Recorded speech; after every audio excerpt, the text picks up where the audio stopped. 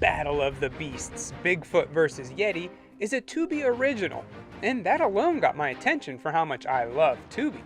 It's actually pretty well done too, feeling like something you would see on the History Channel, mainly because it's got the same narrator as many of their shows. We're just moments away from one of the greatest battles this world has ever seen. He's instantly recognizable. But before we get into the final showdown, we first have to learn a thing or two about each creature. So let's dive right in and see who would win in the battle of Bigfoot versus Yeti.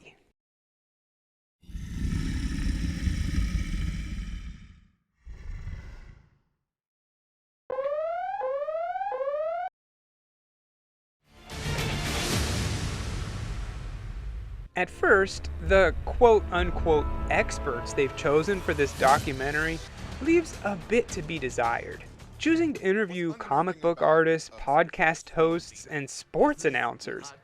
But later on, they do get some more credible researchers, like Dr. Jeff Meldrum and Cliff Barackman, so that's good. They start with a history lesson on the Yeti, and how his history dates further back than Bigfoot. He lives in a harsh environment where the locals are terrified of it. They say that even witnessing it could bring a quick demise. No one would even talk about the creature until explorers from the 1920s started to find strange footprints in the snow. They reported their findings, thus bringing the Yeti to a larger audience. Meanwhile, over in the Pacific Northwest, Native American folklore talks about a large hairy man. But it wasn't until 1958 when large tracks were found. Casts were made, and the papers, somewhat uncreatively, nicknamed the creature Bigfoot. If explorers in the Himalayan mountains didn't give the Yeti an audience, then a movie certainly will. And in 1964, Rudolph the Red-Nosed Reindeer hit children's television screens all across the globe. And what famous cryptid was featured in that movie? Bumble, the abominable snowman, aka the Yeti. This got all the kids into the Yeti, but instead of thinking it's some fearsome beast, they all thought he was cute. I think you're cute. I'm cute! Now, in 1967, Roger Patterson and Bob Gimlin captured a large hairy hominid on film. In this documentary, they refer to them as explorers, and they conveniently leave out the part where the men were actually trying to film a Bigfoot documentary themselves. I guess they didn't think that that would make them look credible, but hey, when you're in the woods, you might find Bigfoot. It's as simple as that. Anyway, the PGF reignited the public's fascination with Bigfoot. Now, instead of plaster casts or photos, you have video proof. Now, to prove how popular the big guy is, they mention his appearance in film and TV. And boy, oh boy, this is right up my alley, showing such stinkers as Bigfoot from 2012. But they also throw in Big Legend and Bigfoot the Unforgettable Encounter, which are both pretty good. It's also estimated that there are over 200 Bigfoot films, which seems pretty accurate, with the list I follow currently at 244 and growing. Finally, they land on Harry and the Hendersons, talking about how, like what Rudolph the Reindeer did for the Yeti, Harry did for the Sasquatch. But that's enough of a history lesson. By now, we all know about each monster. So let's move on to the different characteristics that might sway the battle, one side or the other. First up is size, which is pretty important in a battle to the death. Here, it's a no-brainer. Bigfoot is bigger. Most reports have females at 6 to 6.5 feet tall, but the males can be up to 8 feet tall, with a 16-inch footprint. As for the Yeti, it's a little harder to tell, as there are less reports, but most clock him in around 6 foot in height, with a 13-inch footprint. As for weight, the only proper way to tell a cryptid's weight is of course refrigerators. So Bigfoot is about 5 fridges, and a Yeti only about 2.5. A clear advantage to Bigfoot on this one. So when it comes to size, the winner is Bigfoot. Next is brute strength. Bigfoot is taller, but is he stronger? Well, there's evidence that these things are built like a bodybuilder and can lift giant water-soaked logs. But think about where the Yeti lives. Up in the mountains, climbing and surviving in the harshest of environments. So this point goes to the Yeti. Now onto speed. Bigfoots are known to be pretty nimble through the woods, keeping up with cars going 20 to 30 miles an hour.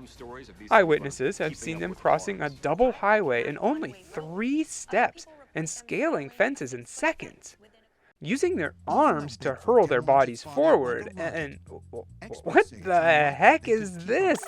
Did you see that animation? Okay, well, moving on from that. They go on to say that Bigfoot is quick, but only for a short amount of time, and probably wouldn't have much stamina. The Yeti, on the other hand, given its environment, would be able to keep running at high speeds. But they just don't have many eyewitness accounts on a Yeti running. So, I guess this point goes to Bigfoot. Next, they move on to if these things are related, as if that matters in a fight. But any good Bigfoot documentary needs a mention of Gigantopithecus, and this is no exception. We know for a fact that Gigantopithecus existed in Asia. What if some of them stayed put, while others wandered over to North America via the Bering Strait? The ice melted, the sea rose, and they couldn't make their way back, and the two creatures evolved to their environment. Makes the most sense to me. Anyway, moving to fuel. What do these things eat? Bigfoots can be scavengers, eating both plants and meat.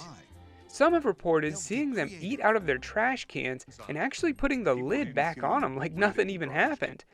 But they would have to get some protein to fuel their huge bodies. And for this, it seems like they hunt deer and fish.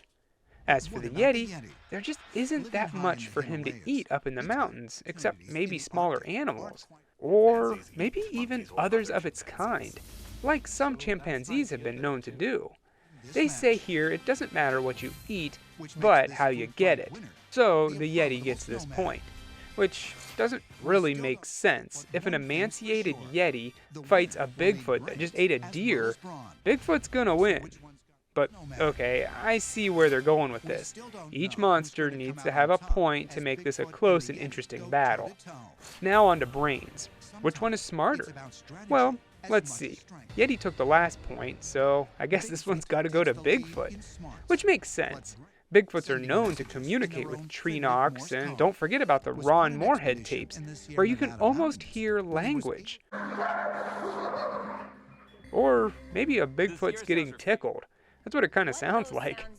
As for Yeti, some have reported hearing long drawn-out calls, which indicates it's communicating over a long distance. One story even mentioned of a monk long ago that went out to pray and be alone. He stumbled upon a hurt Yeti and nursed it back to health. Later on, it came back and gifted the monk a tiger.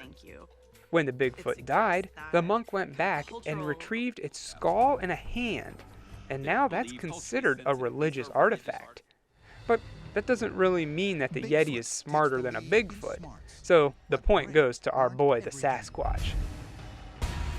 Now to figure out which one is flat out more scarier. Well, there is a story of a Yeti that knocked out a villager and broke the necks of 5 yaks for seemingly no reason. It didn't eat the meat, and it left her alive, so maybe it was just bored. Or it had something against yaks. Some reports of Bigfoot have been pretty scary, with him stalking people in the woods and staring you down. But head to head, I'd be more scared of a yak neck break than a stare down. So this point goes to the Yeti. Finally, we have special talents. They do bring up the mystic side of both creatures, how Bigfoot could be interdimensional and possibly an alien. And then there's the Yeti, which seems to have the power to summon a storm with its breath. That's a new one, and pretty cool if I'm being honest. I don't really know what to think about all the woo side of this, so thankfully for this fight, they take magic off the table, leaving us with Bigfoot using tools and the Yeti having razor-sharp teeth and claws. Before we get into the final showdown, and probably just to pad out the runtime a little bit, They ask how Bigfoot would fare against other beasts, first pitting him up against a bear. Obviously, Sasquatch wins this one. And then Bigfoot versus the skunk ape, which is the Florida Bigfoot. So, I mean, yeah, Bigfoot wins. It's like betting who will win in a fight, a human or a human. Next is a more formidable foe, the Wendigo. Well, we've seen in Dawn of the Beast that Bigfoot wins, but here they give it to the Wendigo. Next, on to the Dogman, which they say could go either way, and then the Loch Ness Monster. Well, I guess it depends on where they fight, land or loch. Finally, it's time. The moment you've all waited for. Bigfoot versus Yeti. The location? Well, to make it a fair fight, it's not the woods or the snowy mountains. It's in a biodome. Okay. Yeti takes the high ground and jumps, but Bigfoot dodges him. Now he's mad, and he grabs some dirt and blinds the Yeti. Pocket sand. But this beast is used to working in near whiteout conditions, so it doesn't faze him. The Yeti comes out scratching with its sharp claws, and Bigfoot gets hurt. But he's got a lot of fight left in him, and he punches the Yeti in the face. He has the advantage with his enormous reach, but the Yeti can take a beating, and eventually Bigfoot gets tired and falls back. The Yeti takes advantage of this and tries to do his world-famous yak neck break, but Bigfoot isn't done yet. He jumps up, lets out a roar, dodges a rock throw, and grabs a log to use as a bat, which knocks the Yeti over, and Bigfoot has the advantage, ready to finish this by stomping him out with his big foot. And that's it. Bigfoot wins. In the epic showdown of monsters, there's a clear winner. Although it should be noted that during the actual fight, all the credible people that they interviewed, like Dr. Jeff Meldrum, are no longer chiming in. It's just the podcast hosts and board game makers. But that's okay. In a movie called Battle of the Beasts, we needed to have a battle. I have to say, I agree with the outcome. Bigfoot would probably win in my opinion. But why would they want to fight in the first place? They would probably just see each other and be like, "Hey, what's up, cuz? Haven't seen you in a while." If this was your first introduction to each creature, this would be a pretty good place to start. They mention all the staples, the Shipton photos, the Patterson-Gimlin footage, and even talked a little bit about Bigfoot movies, which of course I really enjoyed. But if you're already a fan of the creature, then the info here isn't gonna be anything new. Still, everything is delivered in an easy to understand way and is written pretty well. Sure, it has its fair share of animation flubs, and I would have liked to have heard from a few more experts, but at least they interviewed the big names. For the most part, I enjoyed Battle of the Beasts Bigfoot versus Yeti. If this was like $10, I would probably say skip it, but because it's a Tubi original, it's free to watch. So what do you have to lose? It also feels right at home with other History Channel shows, mainly because of the narrator. So if you enjoy them, then be sure to check this one out. I give it 2 refrigerators to tell you how much something weighs out of 4.